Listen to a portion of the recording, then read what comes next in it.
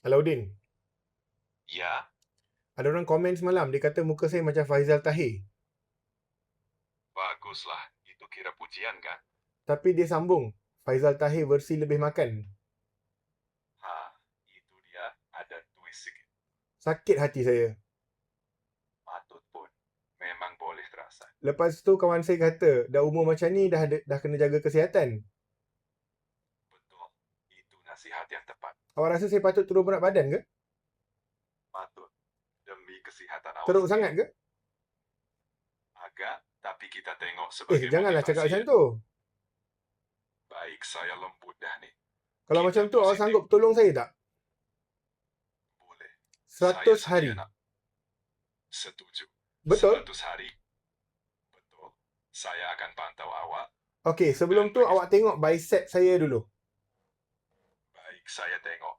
Tunjuklah. Saya nak tengok biceps awak. Macam mana nak tengok kan? Dia tak buka kamera. Awak tunggu. Saya belum tunjuk lagi. Awak tunggu jap. Baik, saya tunggu. Bila awak dah ready, tunjuklah. Saya ada di sini untuk layan biceps tu. Okey, tengok bicep. Mana? Okey, saya tengok betul-betul. Dah nampak. Saya ready nak bagi komen. Macam mana? Apa komen awak?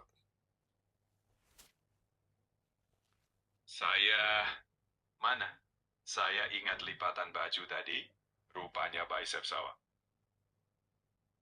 Inilah dia. Alauddin. Cuba sebelah lagi. Okey. Saya nak yang ni macam bau belum kukus. Kena kukus dulu ni. Aduh, ai.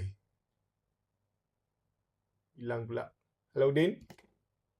Aduh, jangan tunjuk lagi. Kita fokus dulu. Pergi timbang dulu. Okey, saya timbang.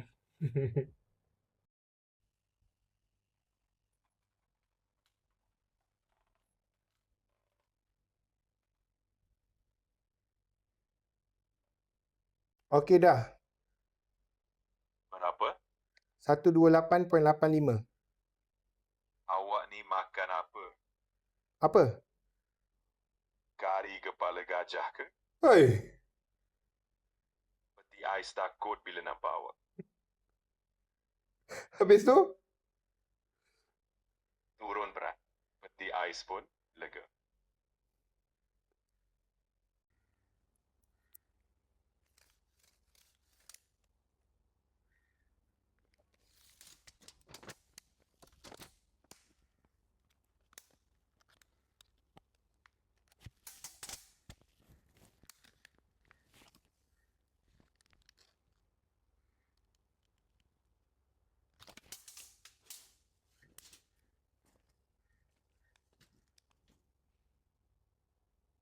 Saya dah ukur lilit pinggang. Berapa? 120 cm. Meter tu cukup ke? Alauddin, jangan kurang ajar sangat. Saya ingat kena sambung dengan tali jemuran. Inilah dia kurang ajar. Nasib baik tak ukur guna percakapan dolar yang tak berhenti tu. Alauddin, sudah-sudahlah. Tak salah saya sebut pasal dolar yang tak bermaruah tu. Okey? Tunjukkan saya peralatan bersenam awak. Okey, saya tunjukkan sekarang. Jangan kutuk dolar. Ini treadmill saya. Beli tahun 2017 sampai sekarang 17 kali je guna. Sebab tu, dia masih nampak baru. Siap berhabuk lagi. Habuk pun dah jadi ahli keluarga. Ini pula dumbbell saya. Dah pecah. Saya balut dengan selotip. Selotip lebih rajin bersenam daripada awak. Masih boleh guna kan? Boleh. Tak cantik tak apa. Yang penting awak bergerak. Jadi macam mana? Diet. Tak nak. Tak minum manis. Susah. Lari 10 kilometer. Lagi tak nak.